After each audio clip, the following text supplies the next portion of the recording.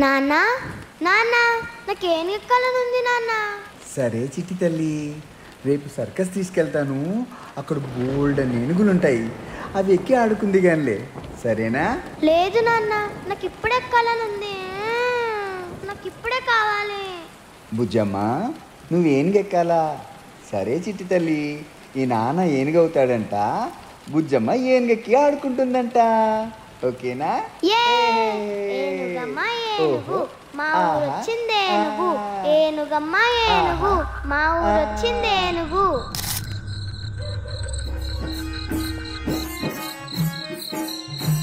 అరే నర్సయ్య, ముసలోడు వస్తున్నాడు, గీసిన గీత దాటక మున్నాడు ఏటు పడిపోవాలా?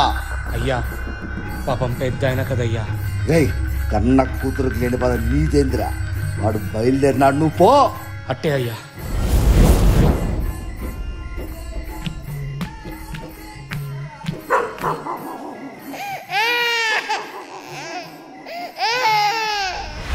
ఇది అర్ధరాత్రి హత్య కాదు, బగబగా మండుతున్న సూర్యుడి సాక్షిగా మిట్ట మధ్యాహ్నం తన సొంత కూతుర్లు, అల్లుళ్ళు, మనవన్లు గొడ్డళ్లతో కొడవళ్లతో నరికి నరికి చంపిన చక్రయ్య చరిత్ర.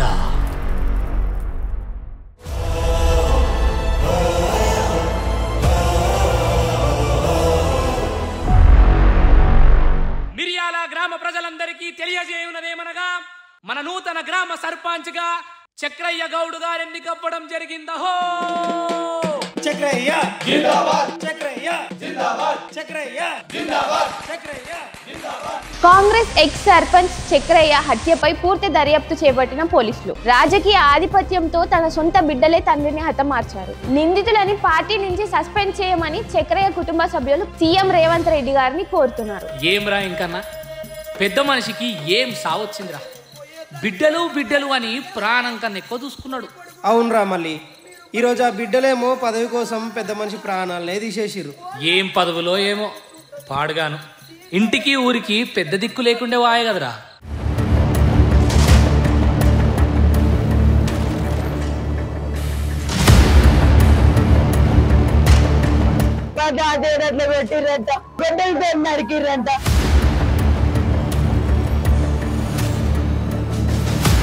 ఇట్లా అడ్డంగా నిలబడే సార్, నేను చలికాడు పోతానా, ఇట్లా లింగి వెనక మళ్ళీ ముడివేసి సార్, ఆ బట్టం అంతా నెత్తిరే సార్, ప్రాణం ఉండేనప్పటికీ అప్పుడు లేదు సార్.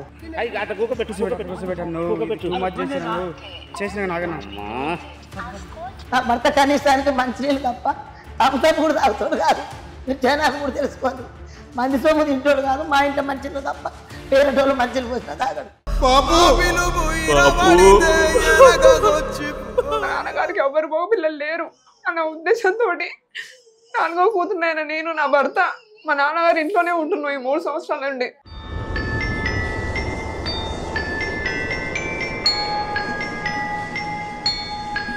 లాస్ట్ రోజు ఇక్కడ విలేజ్ నుంచి ఒక బంగ్లాకు ఒక 25-30 కిలోమీటర్స్ ఉంటాం సార్. ఈ నుంచి ఈ పెద్ద మనిషి రిబ్బన్ కటింగ్ అని పోతే మేము అందరం పోయినాం అక్కడికి. పొద్దు నుంచి మమ్మల్ని ఎస్కేప్ అందరు చూస్తున్నారు, కానీ మేము దాన్ని గమనించుకోలే. మేమందరం అక్కడ ఉన్నాం.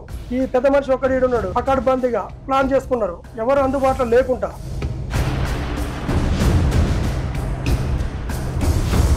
కాంగ్రెస్ పార్టీ ప్రభుత్వానికి ఇన్ని సంవత్సరాల నుంచి సేవ చేసినందుకు చావు రూపంగా ఇచ్చింది పార్టీ గుర్తింపు. ఇప్పటికైనా గవర్నమెంట్ గుర్తించి ఈ రోజు వరకు వాళ్ళు పార్టీలో ఏ ఒక్కరిని ఇట్లా పాల్పడే వాళ్ళకి ఇంతవరకు పార్టీలో నుంచి సస్పెండ్ చేయలేదు.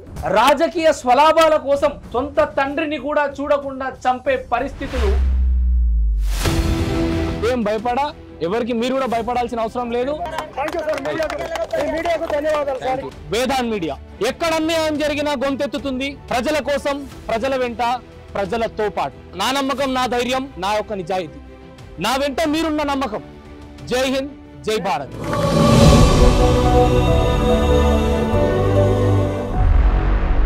చివరి ఊపిరి వరకు ప్రజాసేవలో నిలిచిన చక్రయ్య ఆత్మకు శాంతి కలుగునగాక.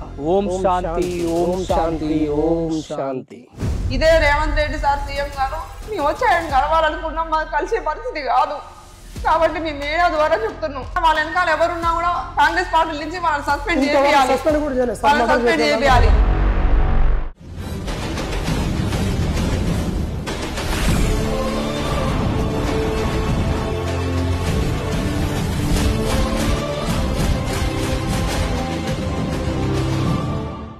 అది 1957వ సంవత్సరం. సూర్యాపేట్ మిరియాల గ్రామం. చంద్రయ్య లింగమ్మకు ఒక కొడుకు పుట్టాడు. కొడుకంటే ఇంటికి పెద్ద దిక్కు అనుకునే రోజులవి. కాలక్రమేణా చక్రయ్యగా ఎదిగి ఊరికే పెద్ద దిక్కయ్యాడు.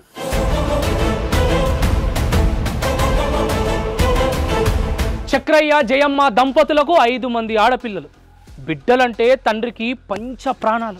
తాను జన్మనించిన పిల్లలు తన కళ్ళ ముందే ఉండాలని తన గ్రామంలోనే ఇచ్చి పెళ్లిళ్ళు చేసి అన్నీ తానే నిలిచాడు. తన భార్యను అమ్మ మీరు?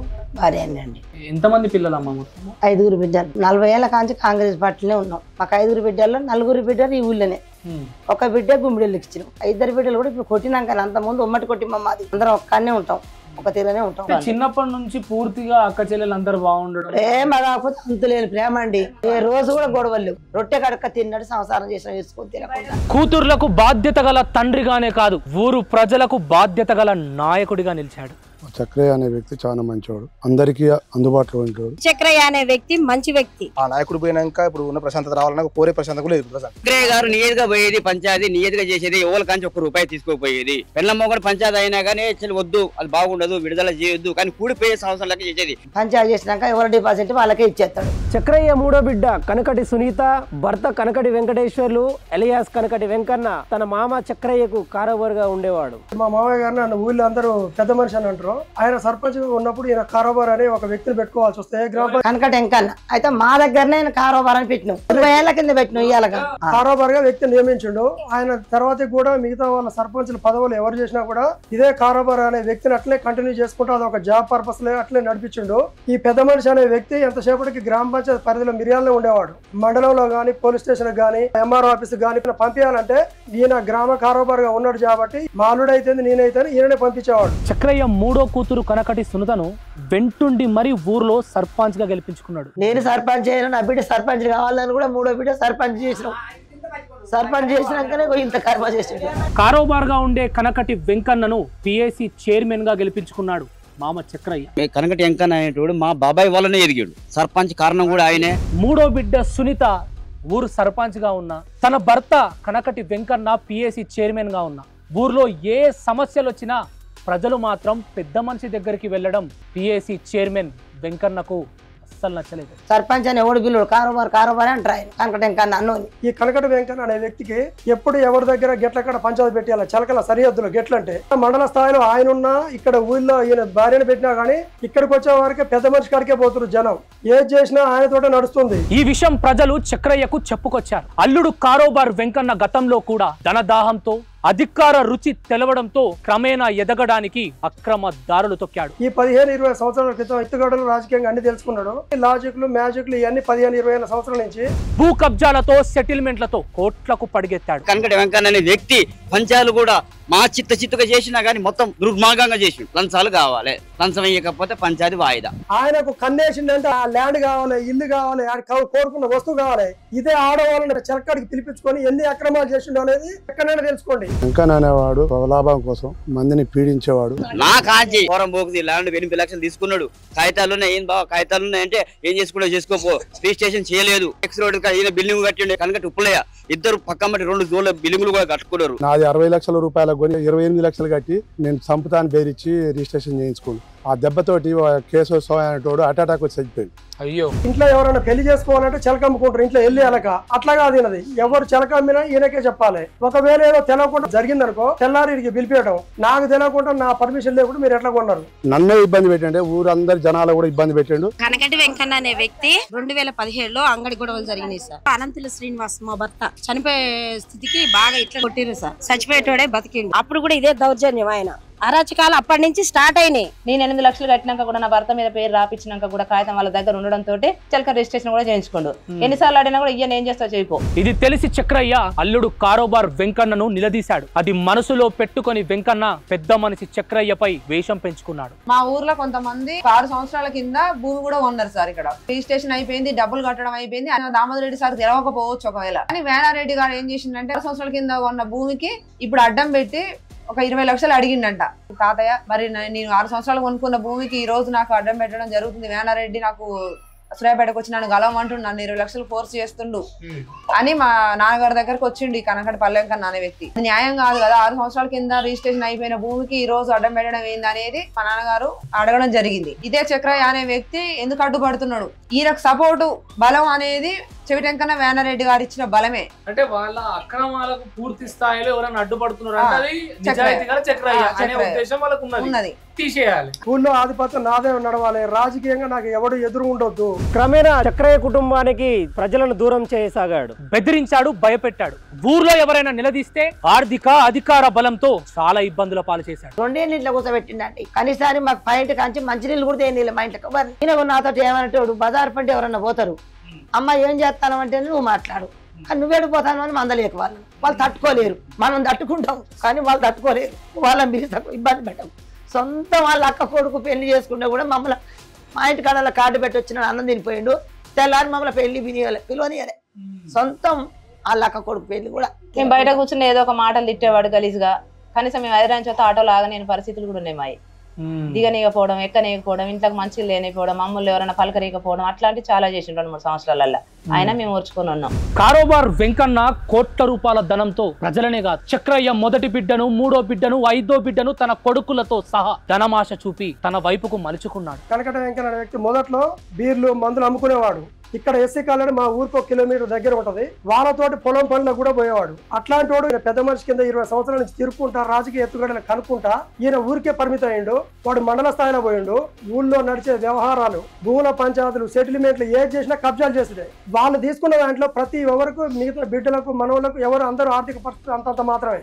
దానిలో ఓటా ఇక మీ అయి ఉన్నప్పుడు మీకు ఏమి ఇచ్చాడు అని వాళ్ళకు ఇల్లు కట్టియటం, వాళ్ళకి డబ్బులు ఇవ్వటం, నగల నట్రాలు చేపియటం, ప్లాట్లు కొనటం, వాడు చేసుకున్న అంటే అక్రమంగా డబ్బులు సంపాదించి ఆ డబ్బులతోటి వీళ్ళందరినీ లొంగ తీసుకున్నారు. వెంకన్న చేసిన అక్రమాలను, అన్యాయాలను చూసిన ప్రజలు ఈసారి ఎన్నికలు ఏకగ్రీవం చేసి ఊరు సర్పంచ్ గా చక్రయ్య గారిని గెలిపించుకోవాలని నిర్ణయించుకున్నారు.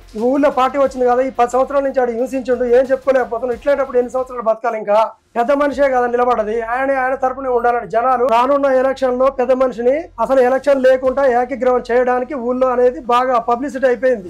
ఇది తెలుసుకున్న వెంకన్న చక్రయ్య అడ్డు తొలగకపోతే తనకు రాజకీయ భవిష్యత్తు ఉండదని అధికారం అనే మత్తులో చక్రయ్య బిడ్డలు, తన అల్లుళ్ళు, మనవళ్లతో సహా చక్రయ్యను చంపాలని నిర్ణయించుకున్నారు. అసలు నిజంగా చంపింది వాళ్ళ బిడ్డలేనా? 3 అల్లుళ్ళు, 3 బిడ్డలు, 2 మనవరాళ్ళు, 2 మనవాళ్ళు. ఇదే మా పెద్ద అక్క గాని, ఇప్పుడు కనకటి వెంకన్న భార్య అనే ఆమె ఆమె గాని ఆ రోజు కూడా మా నాన్నగారు కొట్టారు. ఆ కొట్టినప్పటి నుండి కూడా వాళ్ళ భర్తలు ఎమ్మటే ఉన్నారు. మా నాన్నగారితో లేరు, మా నాన్నగారికి ఎవరు పిల్లలు లేరు. వాళ్ళు పథకం ప్రకారం ఒక 15 నుంచి 20 మంది దాకా ఉన్నారు సార్. వాళ్ళు మారణాదాయాలతోటి, కత్తులు, గొడ్డలతోటి, కర్రలతోటి, బట్టలతోటి, బలమైన ఆయుధాలతోటి పకడ్బందీగా ఉన్నారు. కొడతారు, తిడతారు, ఎందుకని సెలకాడు పోవడం, బాయ్ కాడు పోవడం ఎందుకని, నా బిడ్డలేగా, నా అల్లులేగా, నన్ను ఎందుకు కొడతారు వాళ్ళు, నన్ను ఎందుకు తిడతారు? ఈ కుర్చీ కోసమా కుళ్ళు కుతంత్రము, యాడున్నదమ్మా బంధము, యాడున్నదమ్మా బంధము, ఈ కుర్చీ కోసమా కుళ్ళు కుతంత్రము, యాడున్నదమ్మా బంధము. సొంత బిడ్డ ఇంటి నుండే తండ్రిని పనికి పోతే ఆపుతలేదు బిడ్డ ప్రయాణం అయింది పోవడానికి, సంపంగా పోవచ్చు. ఎందుకంటే వీళ్ళకు బ్యాగుల్లో బట్టలు పెట్టుకొని మీరు పుట్టినప్పుడు సంతోషము, నా చివరి దినము లేదు పితృశోకము, యాడున్నదమ్మా బంధము. ఏం చూసినావు చిన్నప్పటి నుంచి నాన్నగారి దగ్గర నుంచి? మంచిగా చూసాను సార్, అందరూ మంచిగా చూసిండు. వాళ్ళ స్టైల్ ఉండడం అంటే కూడా ఆయన దీపం ఆయన వల్లనే అనుకోవాలి, కానీ వాళ్ళు మర్చిపోయారు ఈ రోజు వచ్చేసరికి. మీ చిన్ననాటి ఆ రోజులు నా భుజమున కూర్చొని విన్నారు కథలు, చిన్ననాటి ఆ రోజులు.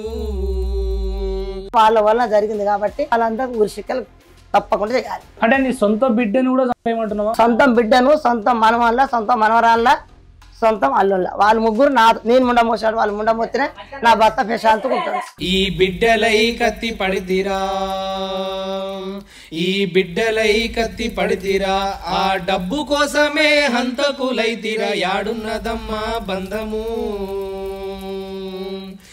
ఏమి రాజ్యం రాజకీయము, ఏమి రాజ్యం రాజకీయము, ఈ రంగుల లోకము రాక్షస తత్వం, ఏమి రాజ్యం రాజకీయము. ఎవరికి అస్సలు మాట్లాడలేదండి ఆ రోజు. ఎప్పుడైనా కూడా ఇంటి నిండా కూర్చొని ఆ అమ్మకి కష్టం ఈ అమ్మకి కష్టం అదో ఇదో అని ఇంట్లో ఉంటాడు కాబట్టి మంది అని అనుకుంటా ఉండేది మేము ఇద్దరం రోజు. ఆ రోజు లేచి అడిపోగానే ఇంటికి వచ్చి ఇడిపోయి వచ్చినాక కాసేపు 10 నిమిషాలు కూడా పడుకోవాలి లేచాడు చక్కగానే వెళ్ళిపోయాడు. ఆ రోజు ఏం కూడా ఆ రోజు యాడున్నది లోకము కలియుగాంతము అవ్వును కాయము యాడున్నది లోకము యాడున్నది లోకము కలియుగాంతము అవ్వును కాయము యాడున్నది లోకము. ఆయన ఇల్లు మా ఇంటి పక్కనే. అయితే నేను ఎప్పుడు బయటకు వెళ్ళినా ఎవరన్నా తీసుకుపోవడానికి వాళ్ళు బండి ఎక్కిందాక నేను ఎమ్మటే పోతా. పోయి అక్కడ నిలబడి అనుకో మళ్ళీ వస్తా. ఒక తువాలో సైడ్ వేసుకున్నాడు ఊకే ఇటే ఊరు చూస్తున్నాడు. ఆయనకి వెళ్ళినాయి అరే ఏంటి ఇట్లా చూస్తా అంటే ఏందని నేను ఇంటికి వచ్చాను కదా మా అమ్మాయి తోటి ఏందమ్మా ఇలా నానబోతుంటే ఒకటే నిలబడి కారోబార్ గారు చూస్తా ఉండు. మళ్ళీ పెద్ద అల్లుడు కరకట ఉప్పలయ్య వ్యక్తి అదే కొడుకు శ్రావణ ఆయన కొడుకే చేసి అదే కనకటంకనకు వీళ్ళు ఉన్నారు ఇంకా బ్యాచ్ రాలేదేంది వీళ్ళు అప్పటికప్పుడు అదే పెద్ద బిడ్డ ఇంటికాంచి కట్టెలు గాని కత్తులు గాని బగసలు గాని ఈ జనం మళ్ళీ బండ్ల మీద పెట్టుకొని పోయి అన్ని రకాలుగా చేసి కొత్త అంటే వీళ్ళు కనకటంక అన్న అన్నోను అక్కడొక్కరు వీళ్ళకి ఎదురయ్యారట. వాళ్ళు బీర్లో పెట్టి ఎత్తుకొని ఊళ్ళకి వస్తున్నారట. ఇట్లా అడ్డంగా నిలబడే సార్ ఇటు 10 మంది ఉన్నారు ఇటు 10 మంది ఉన్నారు. వీళ్ళ బడి ఉన్నాడు వీళ్ళ బడి ఉండేది ఇది అనుకో చూస్తానే ఇట్లా లుంగి వెనక మారం పడేసి సార్ నీకేం అవసరం మిమ్మల్ని బెదిరించే ప్రయత్నం చేశారు. నన్ను బెదిరించండి మీకే సార్. ఇక మించి ఇంకా మీ కుటుంబం గాని మీరు గాని రాజకీయంలో ఉంటారా? ఇంకా నాన్న మరణంతో రాజకీయాన్ని వదిలేస్తారు మేము అనేది మా నాన్న మరణం అనేది మేము భయపడి ఉంటే మేము రాజకీయం వదిలేయాలంటే అది మాతో పాటు మా నాన్నగారు మీద ప్రేమతో అభిమానంతో వచ్చిన మా ఊరంతా జనం అందరూ కూడా భయపడాల్సి ఉంటుంది. మేము కనుక రాజకీయం వదులుకుంటే మాతో పాటు వాళ్ళందరూ భయపడాల్సి ఉంటుంది. మా నాన్నగారు ఏ విధంగా జనాన్ని కాపాడిండో ఆ విధంగా జనం భయపడకుండా అదే ఉద్దేశంతో మా నాన్నగారు మంచి పేరుతో రావాలంటే మేము భయపడ్డా కూడా మేము రాజకీయం వదిలేయద్దు అనేది మా ఆలోచన. ఖచ్చితంగా వాళ్ళు వీళ్ళు స్వతంగా పోతారు కదా ములాఖత్కు మళ్ళా వస్తాం వచ్చినా ఇంకా ఆగేదే లేదు మాకు అటు లేదు అసలునే పెట్టామని ఈ భయభ్రాంతులకు గురై ఒక్కొక్క జనం ఇంట్లో మాకెంత భయం ఉందో ఒక మహావృక్షం లాంటి మనిషే పోయిండు ఊరి మీద. ఇంటింటికి ప్రతి ఇంటికి బాధ ఉంది మా ఇంటికే కాదు. ఊళ్ళకి రావద్దయ్యా మళ్ళీ ఊళ్ళకి వస్తే కూడా నేనే కాక నా పిల్లలు 4 మేము కాక ఊళ్ళో జనం అంతా కూడా అట్టే ఆడతారు. వాళ్ళ ఊళ్ళో తీసుకురావద్దు. నా అవతారం పెట్టే తిన్నో వాళ్ళ అవతారం కూడా. పెద్ద మనిషి 40 సంవత్సరాల రాజకీయ జీవితంలో కాంగ్రెస్ పార్టీ ప్రభుత్వానికి ఇన్ని సంవత్సరాల నుంచి సేవ చేసినందుకు చావు రూపంగా ఇచ్చింది పార్టీ గుర్తింపు. ఇప్పటికైనా గవర్నమెంట్ గుర్తించి ఈ రోజు వరకు వాళ్ళు పార్టీలో ఏ ఒక్కరిని ఇట్లా పాల్పడే వాళ్ళకి ఇంతవరకు పార్టీలో నుంచి సస్పెండ్ చేయలేదు. విషయం ఏంటంటే ఇన్ని రోజుల నుండి ఇలాంటి ఘటనలు జరగలేవు, ఇన్ని రోజుల నుండి అక్రమాలు బయటపడలేవు, ఏం జరుగుతలేదు, నాకు ఏదో డబ్బు ఉన్నది పైసు ఉన్నది పలుకుబడి ఉన్నది అంటే చెల్లవు. ఖచ్చితంగా ప్రశ్నించే గొంతులు లేస్తాయి. అమాయకంగా చనిపోయినటువంటి ఖచ్చితంగా మేము చక్రయ్య ఆత్మకు శాంతి కలిగించే ప్రయత్నంలో ఖచ్చితంగా ముందుంటామని మాటిస్తున్నాం. మాకు న్యాయం చేయాలని మీకు ఖచ్చితంగా శాంతి కూడా ఆ పని చేస్తేనే ఆయనకు కూడా శాంతి ఉంటుంది సార్. మీరు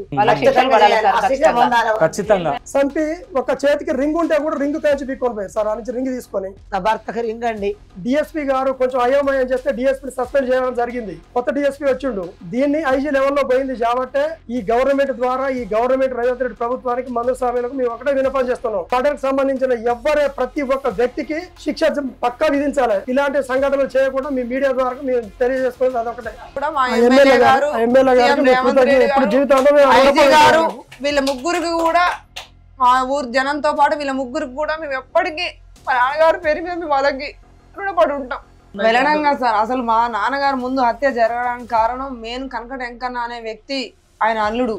ఆయన చేయడానికి ధైర్యం ఏంటంటే మెయిన్ ఈ కాంగ్రెస్ పార్టీ నాయకులు కూడా ఉన్నారు సార్. వాళ్ళ పేర్లు కూడా మేము చెప్పుకుంటాం. మా నాన్న ఇంతకంటే మాకు జరిగేది ఏం లేదు సార్. ఒకవేళ వాళ్ళ తర్వాత మమ్మల్ని ఏం చేయాలనుకున్నా మాకు ఏం బాధ లేదు. మా నాన్న పోగొట్టుకున్నాం ఆ విధంగా మేము పోయినా మాకు బాధ లేదు. ఇదే చెవిటి వెంకన్న ఇప్పుడు సూర్యాపేట జిల్లా అధ్యక్షుడు. నేను కూడా అదే పార్టీలో జాయిన్ అవుతాను, నన్ను కూడా పార్టీలో చేర్చుకోండి అని వాళ్ళ వెంట తిరగడం జరిగింది. వాళ్ళకి డబ్బులు కూడా ముట్టినాయి సార్. పార్టీలో చేర్చుకోవడానికి డబ్బులు ఇచ్చిండు. మందల స్వామి గారు మీటింగ్ జరిపిండు ఒక రోజు. చెవిటి వెంకన్న కూడా వచ్చిండు మందల స్వామి గారితో. ఆయన డబ్బులకు ఆశపడి నువ్వు పార్టీకి తీసుకోవడానికి ఎందుకు చేరినవు, ఎందుకు తయారవుతున్నావు అని చెవిటి వెంకన్న మీదకి స్టేజ్ మీదకే 200 మంది ఎక్కిరు సార్. ఇదే చెవిటి వెంకన్న గారు అందరికి దండం పెడుతున్నా, నేనైతే కనకట వెంకన్న అనే వ్యక్తిని నేను తీసుకోను, నా మీదకి రావద్దు మీరు. ఇదే సూర్యాపేట కాంగ్రెస్ పార్టీ నాయకుడు వేనారెడ్డికి చెప్పిండు ఈ చెవిటి వెంకన్న. నా నుంచి కావట్లేదు. దామోదర్ రెడ్డి గారికి ఏం చెప్పిండో ఏం చేసిండో మాకైతే తెలియదు సార్. ఇక్కడ దామోదర్ రెడ్డి గారు 45 సంవత్సరాల నుంచి మా నాన్న చేసిన రాజకీయంలో దామోదర్ రెడ్డి గారు వెంటనే ఉన్నాడు మా నాన్నగారు. ఎన్నడైనా పార్టీలో మాత్రం దామోదర్ రెడ్డి సారే టవల్ కప్పిండు. ఈ రోజు మిరియాల అనే గ్రామ ప్రజలంతా కూడా ఒక నిజాయితీ గల రాజకీయ నాయకుడిని కోల్పోయారు చక్రయ్య. గ్రామ ప్రజలంతా కోరుకుంటున్నారు చక్రయ్య ఆత్మకు శాంతి కలగాలంటే తన హత్యకు కారణమైన వాళ్లకు కఠినమైన శిక్షలు పడాలి. ఈ రోజు రాజకీయం అంటే ప్రజల కోసం, రాజకీయం అంటే ప్రజల అభివృద్ధి కోసం అన్న మాట దగ్గర నుండి రాజకీయం అంటే స్వలాభం కోసం, రాజకీయం అంటే అక్రమాలు చేయడం కోసం, రాజకీయం అంటే అక్రమంగా డబ్బులు సంపాదించడం కోసం అన్న వరకు మాట వచ్చింది. దయచేసి తెలంగాణ ముఖ్యమంత్రులు రేవంత్ రెడ్డి గారు ఈ విషయాన్ని మీరు ఖచ్చితంగా మీ దృష్టికి వచ్చి ఉంటుంది అని వీళ్ళంతా కూడా కోరుకుంటా ఉన్నారు. ఈ హత్యకు కారణమైన వాళ్ళు పరోక్షంగా ప్రత్యక్షంగా ప్రతి ఒక్కరిని కూడా పార్టీలో నుండి తీసేయాలి. వాళ్లకు రాజకీయ చరిత్ర ఉండకుండా చేయాలి. ఇలాంటి వాళ్ళు రాజకీయంలో ఉంటే ఎప్పటికైనా ఎవరికైనా సమస్యనే అని చెప్పి ఊరు ప్రజలంతా కోరుకుంటా ఉన్నారు. చక్రయ్య గారికి ఆత్మశాంతి కోరాలని మనసారా అందరం కోరుకున్నాం. అంటే ఇలాంటి ప్రవర్తన ఉన్న వ్యక్తులు రాజకీయంలో ఉంటే చాలా మందికి సమస్యలు వస్తాయి. చాలా మంది 100% ఊరంతా ఒక్కలేం కాదు. సరే చెప్పొచ్చు, చెప్పలేకపోవచ్చు. మాసోడు ధైర్యవంతుడు చెప్పగలుగుతాడు, మామూలు చెప్పలేకపోతాడు. మమ్మల్ని సర్వ ఇబ్బందులు పెట్టిండు.